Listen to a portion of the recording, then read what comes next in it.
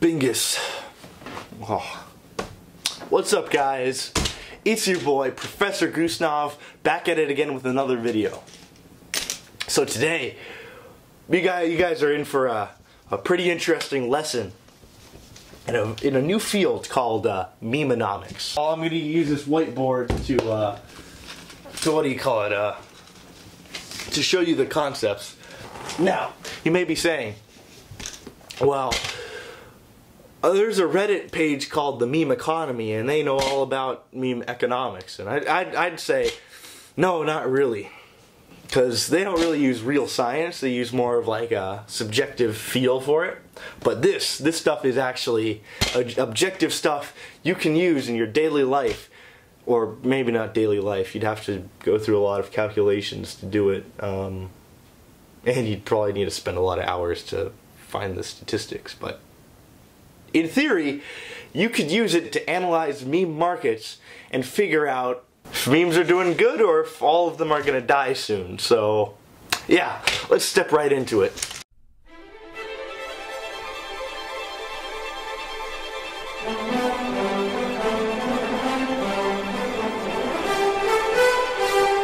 So this is going to be Memenomics 101 with Professor Gusnov.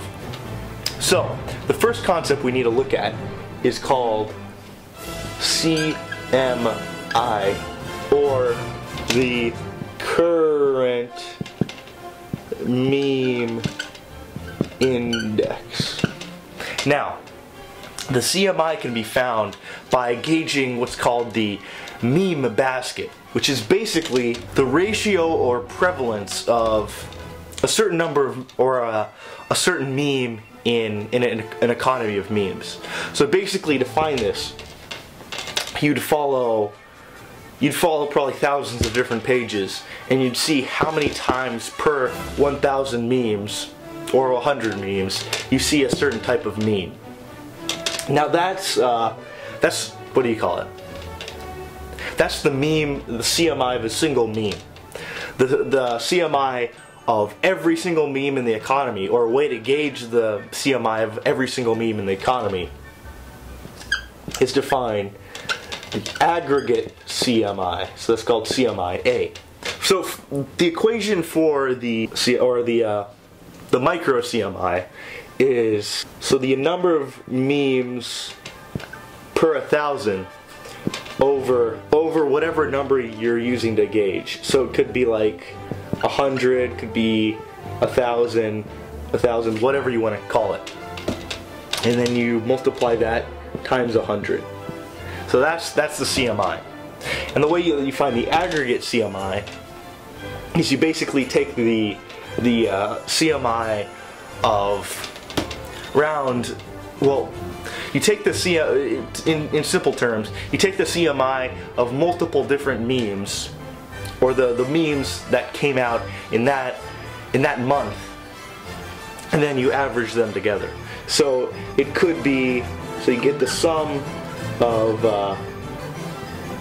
CMIs of so popular new memes over the number of new memes in the economy. Now, this really gauges whether a meme is dead or not. The CMI show, if the CMI is very high over this thing called the normie line that we're going to explain later, then that means that the meme is pretty much dead, and because it's oversaturated. And oversaturation in the meme market is deadly. But then aggregate CMI shows how every new meme is doing. So if there's a lot of people reposting reposting a lot of memes and they're dying very quickly, then the CMI is going to be, it helps you gauge when or how many times a single meme or a group of collective memes is being used in the economy.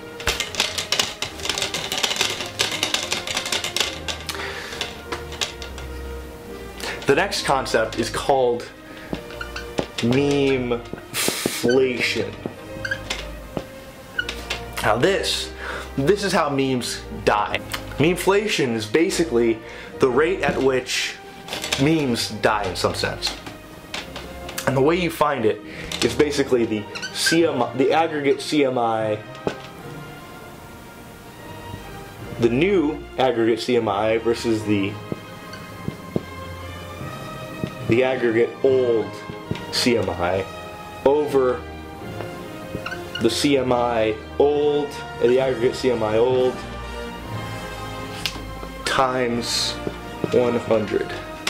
So you use this formula to find the memeflation rate, and you basically do it within a month period, because every meme cycle, it comes in months, and that's how you judge it. So you have month A and month B, and then month A over month B, and then you'll find the memeflation rate.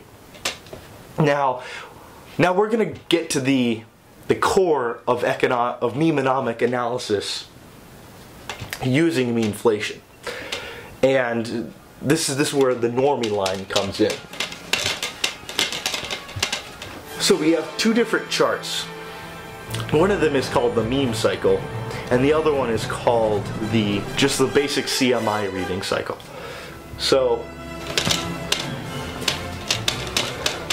this chart is called the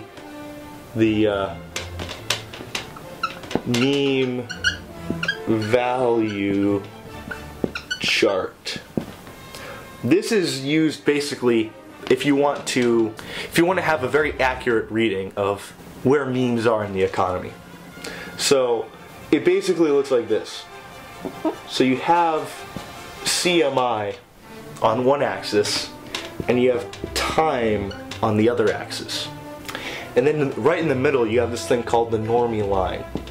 The normie line is a rate at which where too many people have gotten to it, just like the CMI explained. Too many people are using the meme, and it's become normified, and it's lost pretty much all of its value. So that's called the normie line. Then right down here you have this thing called the oblivion line. Now that's a line where pretty much no one knows about the meme, and it's just basically an inside joke. So that means it hasn't gained any traction at all.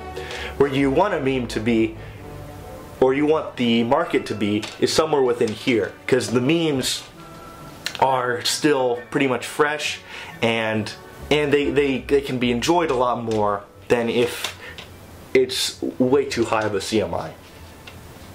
So here's how we find out when a meme has been normified.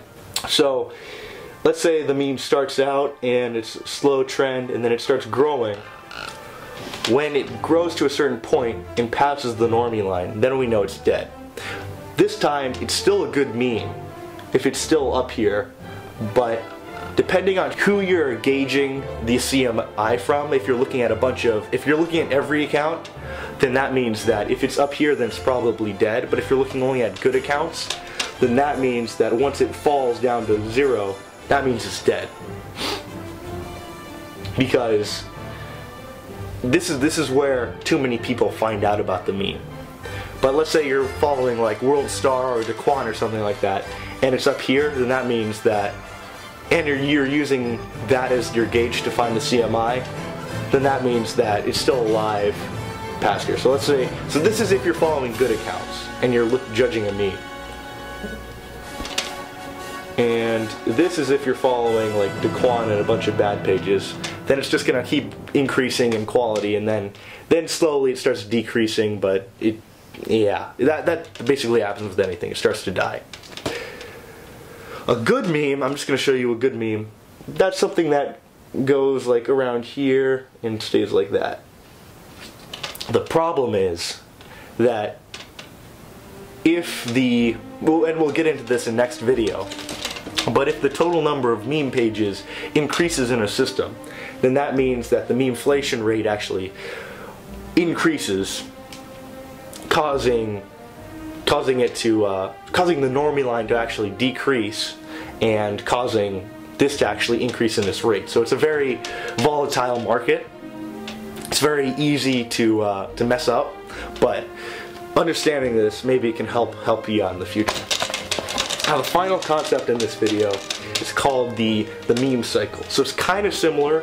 It's very similar to the previous one, but it's a little different because it shows you the macro scale.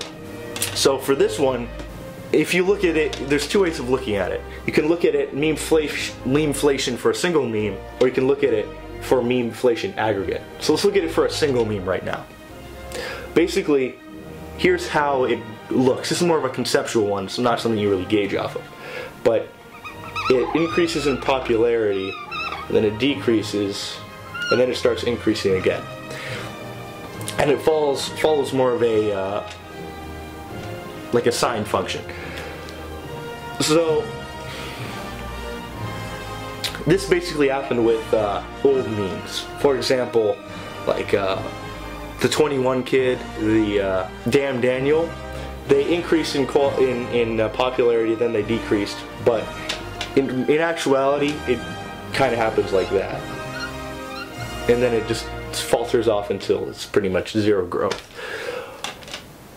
For aggregate memeflation, what we see is basically this.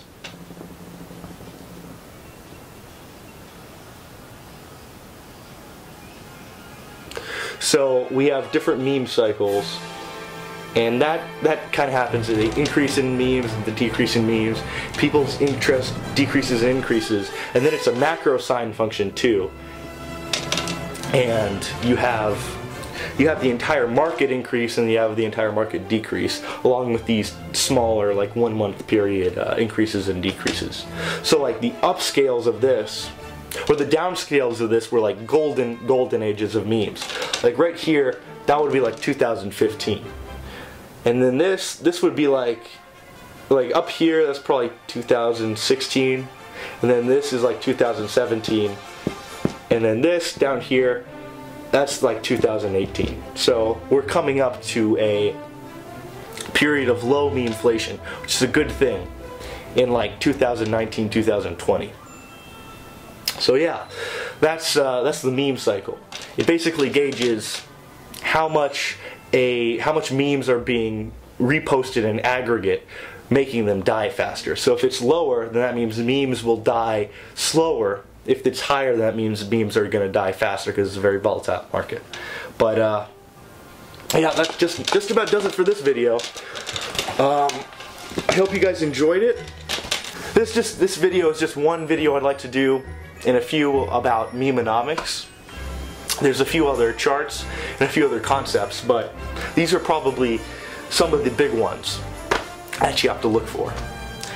In the next video, I'm thinking about going into GMP, which is basically gross memetic product, and the macro memenomic model, which basically shows how like supply and demand affect the meme market. Hope you guys enjoyed. Drop a follow, drop a like. I read all the comments, so if you have anything interesting to say, if you have anything or if you have anything to add, then drop a comment. But yeah, that's about it.